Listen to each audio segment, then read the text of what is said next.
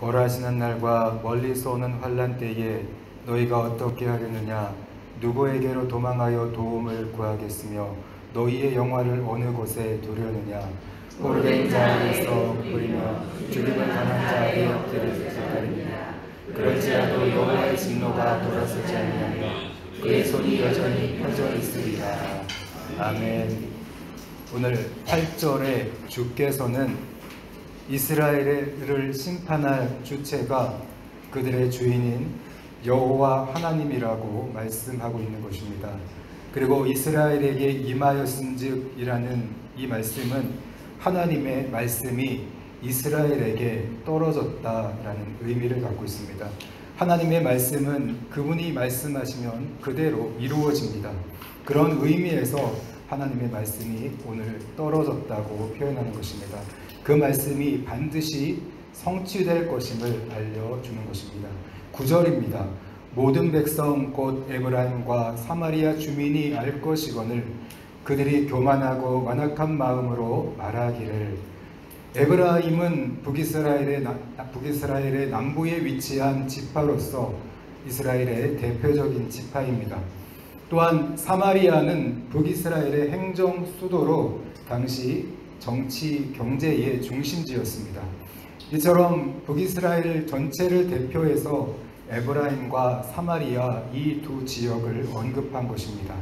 에브라임과 사마리아 주민이 알 것이언을, 오늘 여기서 알 것이언을에 해당하는 단어는 체험을 통해서 상세히 알고 있음을 의미하는 것입니다.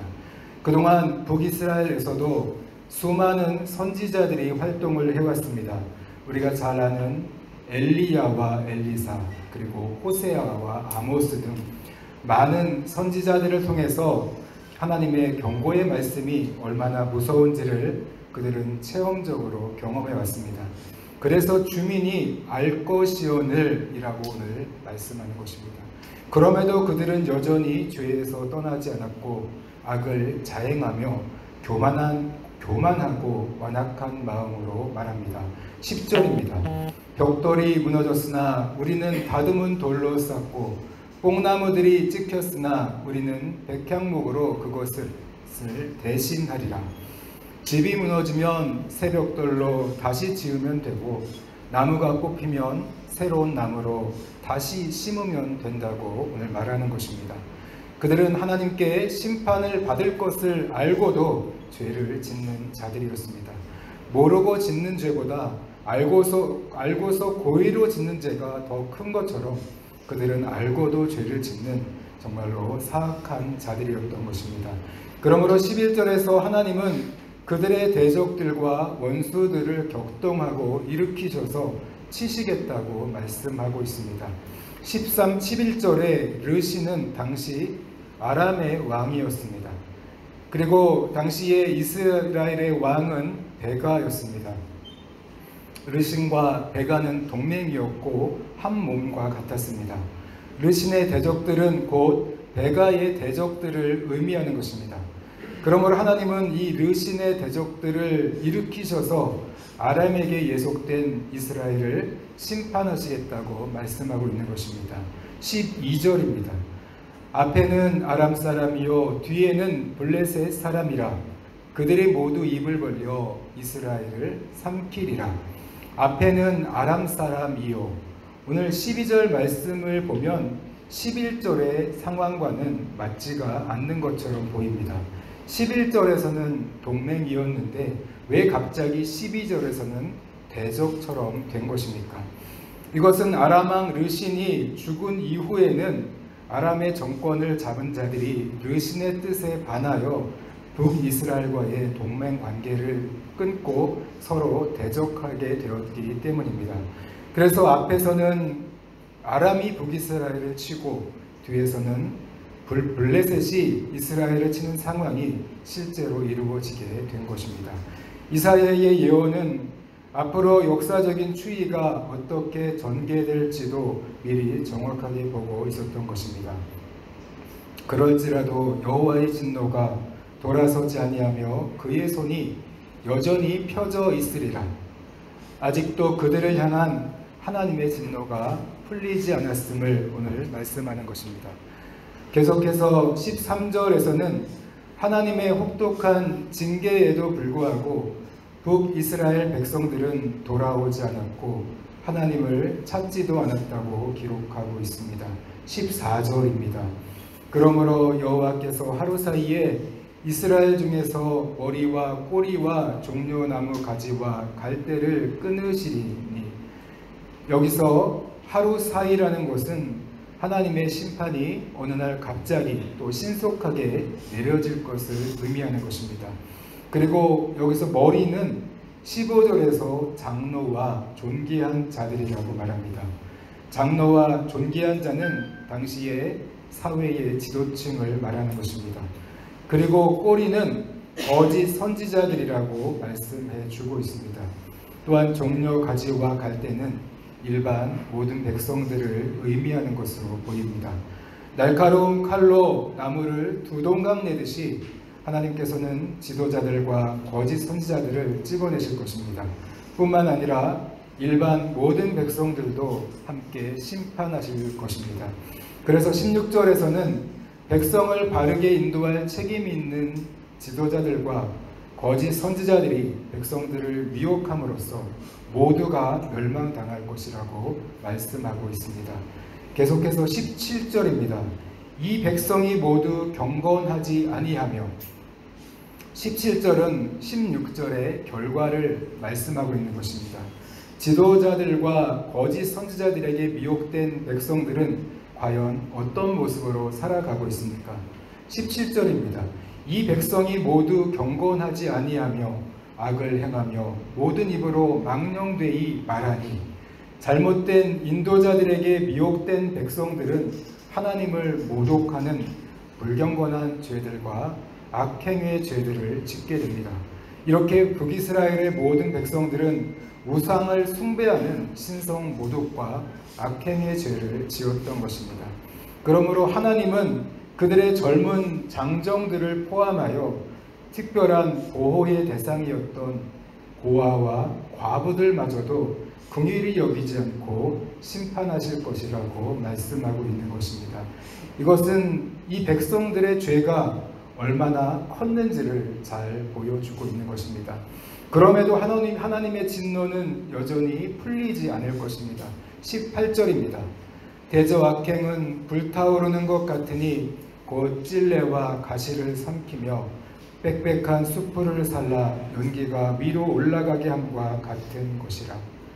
18절은 북이스라엘에 퍼진 악행으로 인해 이 악행이 그들에게 어떠한 결과를 초래할 것인지를 보여주고 있습니다.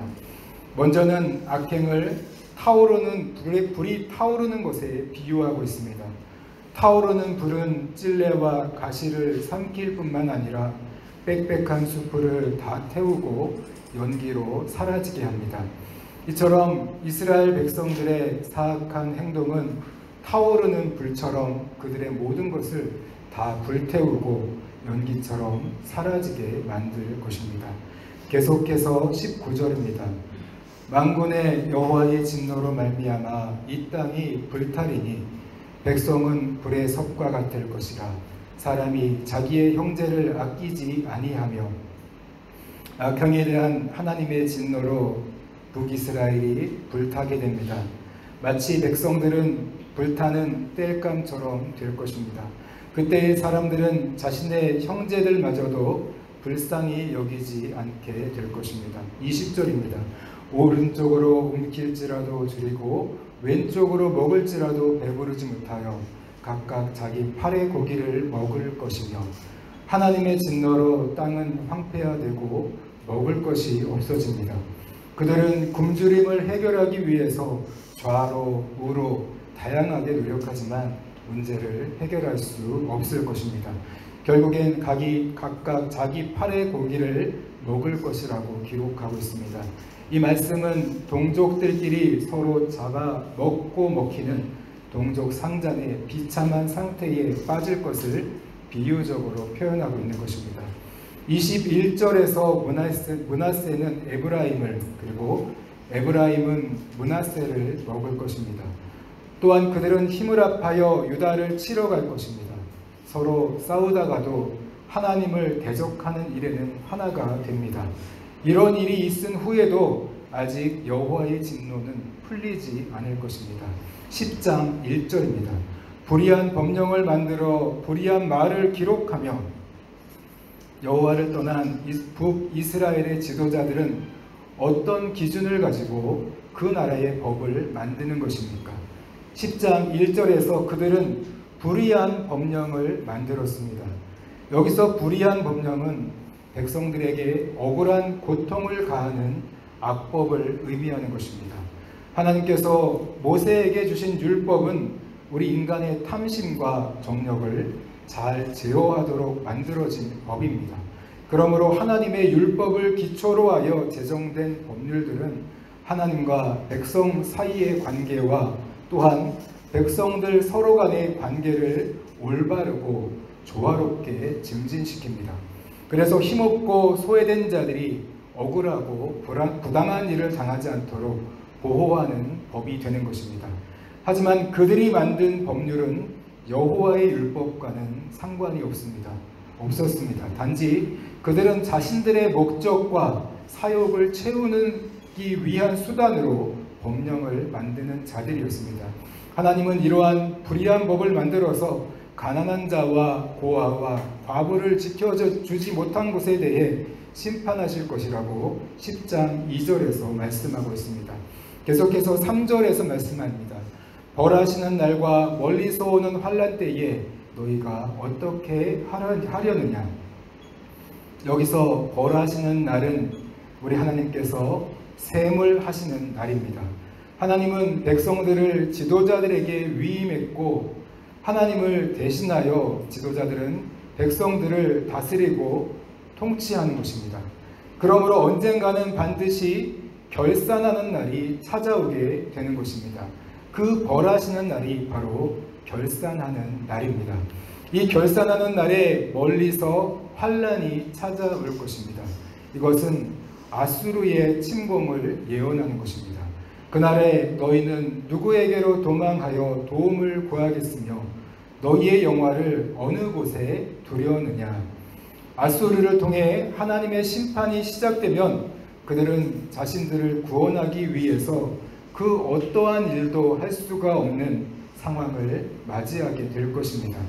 그렇게 된다면 그동안 그들이 모아왔던 온갖 영화, 재물과 보화, 명예와 권세, 이 모든 것들을 어디에 보관할 수 있겠습니까? 아무런 의미도 없고 소용도 없게 된다는 것입니다. 왜냐하면 그날에 그들은 이 모든 것을 다 빼앗기고 포로가 되던가 아니면 죽임을 당하던가 둘 중에 하나의 처지가 될 것이라고 오늘 4절에서 기록하고 있습니다.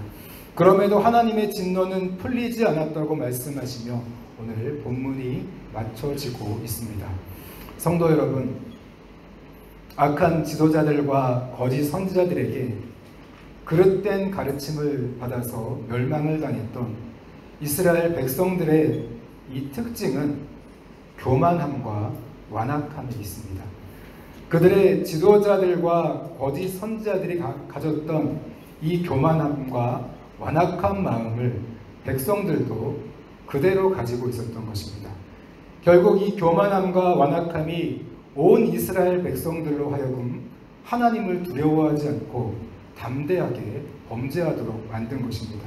특별히 신명기서 29장 19절을 보면 우상 숭배자들은 그 마음이 너무나 완악하기 때문에 세상이 무너지는 듯한 심각한 상황이 찾아올지라도 자기는 평안하고 괜찮을 것으로 생각한다고 말씀해 주고 있습니다. 그렇기 때문에 죄를 짓고도 하나님의 심판을 전혀 두려워하지 않는 것입니다. 신명기서는 이런 현상을 마음의 독초와 쑥의 뿌리가 생긴 것이라고 말씀해 줍니다. 요즘에는 흔히들 이것을 쓴뿌리라고 말합니다. 북이스라엘의 모든 백성들은 우상을 숭배하며 이 마음에 이 쓴뿌리가 나서 하나님의 심판을 두려워하지 않게 된 것입니다. 하지만 하나님은 반드시 죄를 심판하시는 분으로서 성경에 기록된 모든 저주를 그들에게 퍼부을 것이라고 오늘 기록하고 있습니다. 그러므로 너희는 이 쓴뿌리가 나서 너희의 마음이 이렇게 완악하게 되지 않도록 조심해야 한다고 경고하고 있습니다. 그런데 성도 여러분, 이 완악한 마음은 오늘 우리들에게도 동일하게 있는 것입니다. 북이스라엘 백성들의 마음이 그랬던 것처럼 오늘 우리들도 죄를 짓고도 하나님을 두려워하고 있지 않다면 역시나 교만하고 완악한 마음을 가지고 있는 것입니다.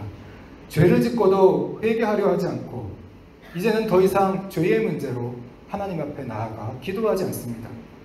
오늘 우리가 습관적이고 반복적으로 죄를 짓는 이 문제들이 우리 마음이 완악하다는 것을, 교만하다는 것을 보여주고 있는 것입니다.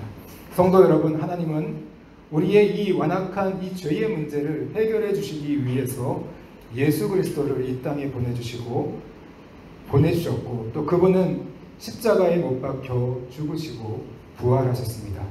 우리가 그리스도를 믿는다는 것은 우리의 옛사람이 주님의 십자가에서 죽은 것을 믿는 것입니다. 또한 우리가 그리스도를 믿는다는 것은 우리가 십자가에서 새로운 사람으로 다시 태어났음을 믿는 것입니다. 성도 여러분, 우리가 여전히 옛사람으로 살아간다면 오늘 우리는 절대로 죄를 이길 수 없습니다. 여전히 완악하고 교만한 모습으로 살아갈 수밖에 없습니다. 옛사람을 아무리 가꾸고 아무리 노력해봐도 결국은 옛사람일 뿐입니다. 이러한 노력은 율법적인 수행에 불과한 것입니다. 그 결과는 바울의 고백을 되풀이할 뿐입니다. 오라, 나는 곤고한 사람이로다. 누가 나를 이 사망의 몸에서 건져내랴. 하지만 성도 여러분, 우리 믿는 자들은 성령으로 거듭난 자들입니다. 그리스도인은 옛사람으로 사는 자들이 아니라 성령의 새 사람으로 살아가는 자들입니다. 우리가 성령의 새 사람으로 살아갈 때 하나님을 경외하고 죄를 이길 수 있는 거룩한 삶을 살아갈 수 있는 것입니다.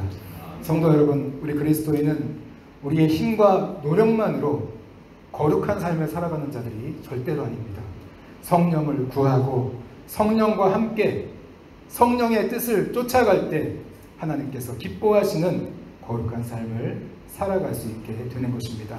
오늘도 주님의 십자가에서 우리의 이 옛사람, 우리의 교만하고 완악한 이 옛사람을 십자가에 못 박고 성령님과 함께 새 사람으로 하나님의 뜻을 행하며 거룩하게 살아가는 저와 여러분들이 되시기를 주님의 이름으로 축원합니다. 기도하겠습니다.